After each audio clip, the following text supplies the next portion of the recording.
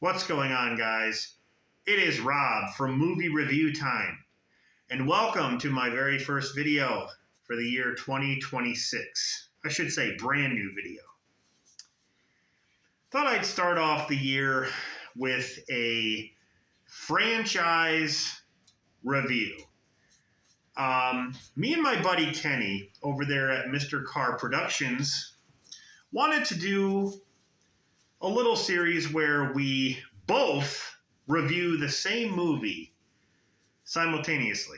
So, I asked him what he would want to do, and he said the Friday the 13th franchise. He is a huge fan, as I am. It is my favorite horror franchise of all time. I can rewatch the series over and over and over again. I love the characters. I love the stories. I love the kills. All that stuff. Friday the 13th just has it. Can't say that about a lot of franchises, I don't like all the movies in the Halloween franchise. I don't like all the movies in the Nightmare on Elm Street franchise or even the Texas Chainsaw Massacre franchise. But in the Friday the 13th franchise, I like them all. So, this is what we're going to be doing, starting from the first one, going all the way to the remake.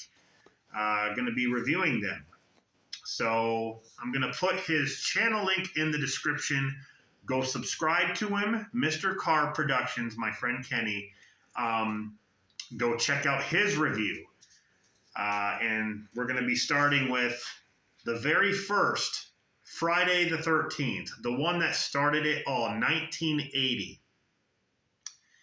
This movie, it's a classic. It is not the first Friday the 13th movie that I saw. The third movie was the first one. Then I went back and watched them in order. But, everyone knows this movie. To me, this is the movie that started the whole slasher genre. I mean, you could say Psycho did. You can say Halloween did. Even Texas Chainsaw Massacre. Because those all came out before this movie. But the whole franchise is about a guy who stalks, kills with different weapons, and in different ways. It just has all the slasher tropes.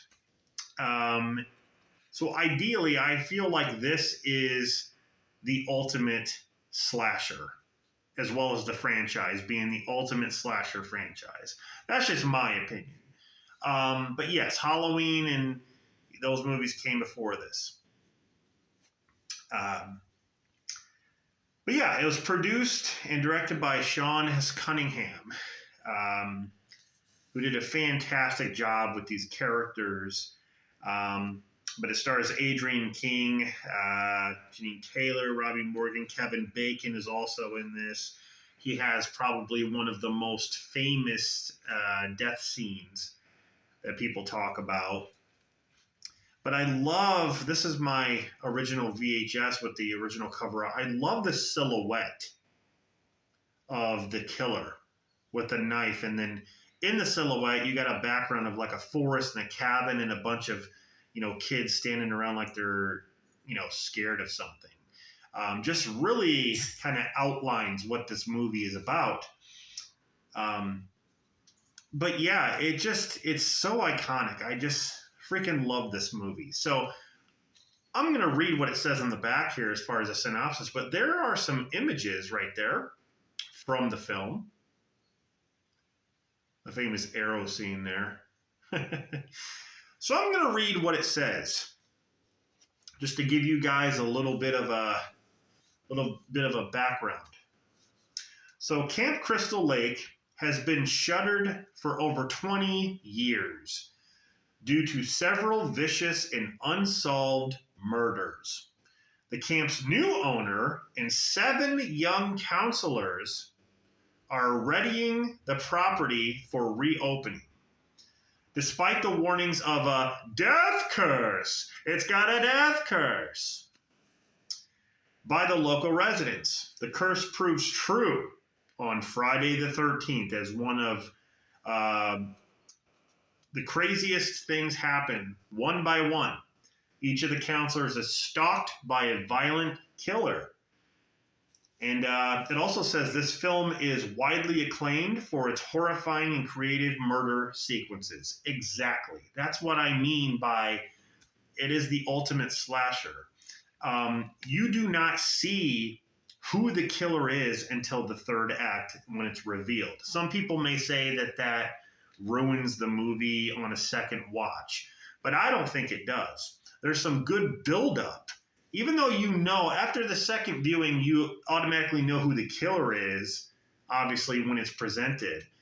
But that doesn't change the fact that the kills are great and that they did a good job keeping the killer secret by showing arms and hands and feet and holding a weapon and using it in like the first person. Basically, almost like you're seeing through the eyes of the killer, pretty much. I mean, the whole beginning sequence, when that couple goes upstairs and start to have sex or whatever, and then, you're basically looking through the eyes of the killer. I love it. I love the atmosphere, the whole camp out in the forest. I used to camp all the time, and, my dad and I would go fishing, and, my uncle and stuff like that. We'd all, go out in the forest and stuff. So I can kind of relate to being out in the forest in the dark and stuff. It's got some creepy atmosphere. Like, honestly, I can relate. But it's definitely, I love the kills. They're very creative. More creative than anything that has come before this movie, like I said. The creative kill aspect is really what kind of, I think, makes this franchise thrive in a way. But yeah, it's just so good. I'm going to talk about, some spoilers here because I can't imagine who hasn't seen this movie. But the third act, you get to see who the killer is, and it is a woman, an older woman, in fact, named Pamela Voorhees, played by Betsy Palmer, who is so intimidating. I mean, I thought Annie Wilkes, Kathy Bates from Misery, was intimidating, but my God, Pamela Voorhees, Betsy Palmer is just, it's like she's such a sweet person in real life, but when she's playing Pamela Voorhees, she is so crazy, and just her on-screen presence, I'm just afraid of her. That's just how she sells it.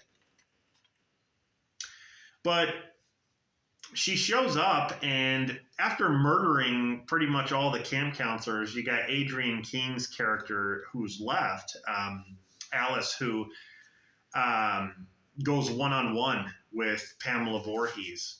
She kind of tells the story about how her son Jason drowned because the camp counselors were not paying any attention.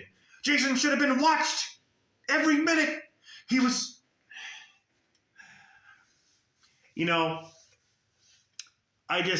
her performance is so good. It is so iconic, so memorable. You can quote the lines.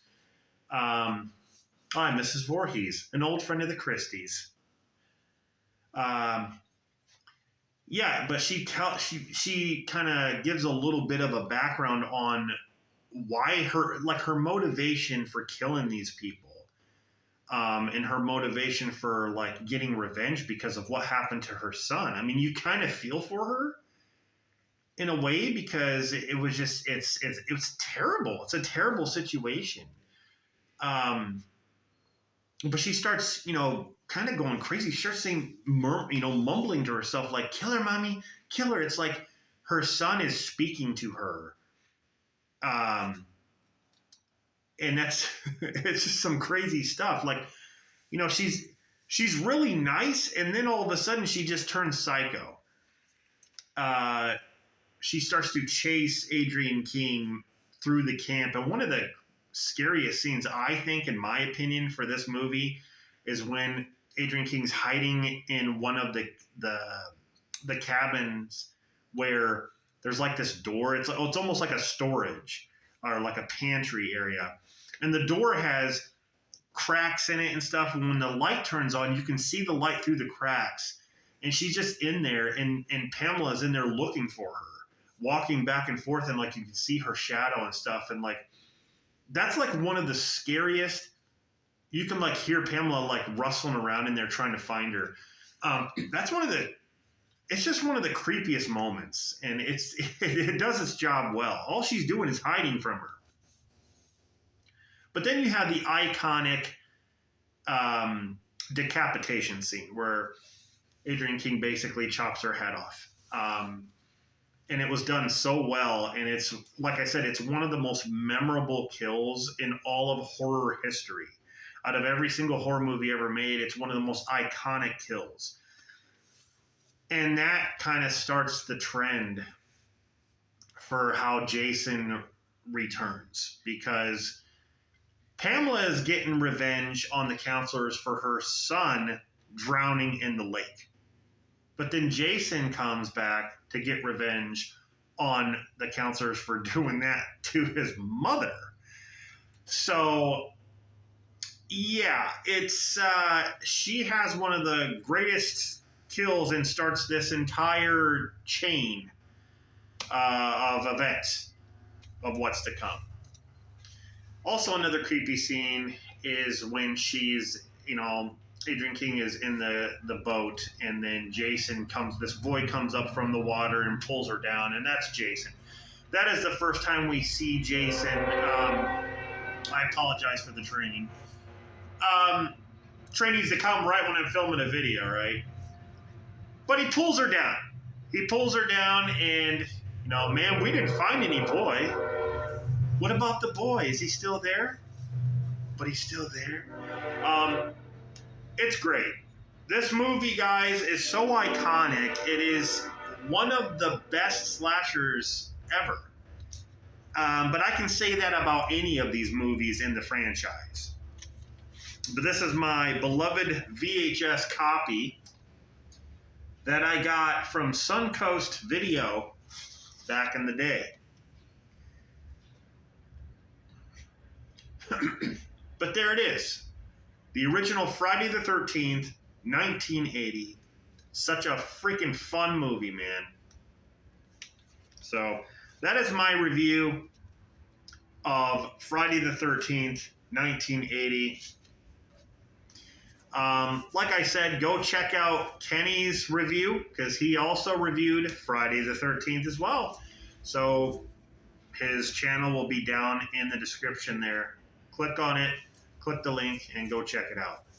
So stay tuned, because my next video, I'm going to be reviewing Friday the 13th, Part 2. All right, guys. This is Rob from Movie Review Time, signing off. And I'll see you guys next time. Sorry, it ain't your movie. It ain't your franchise yet. Let's get the hell out of here.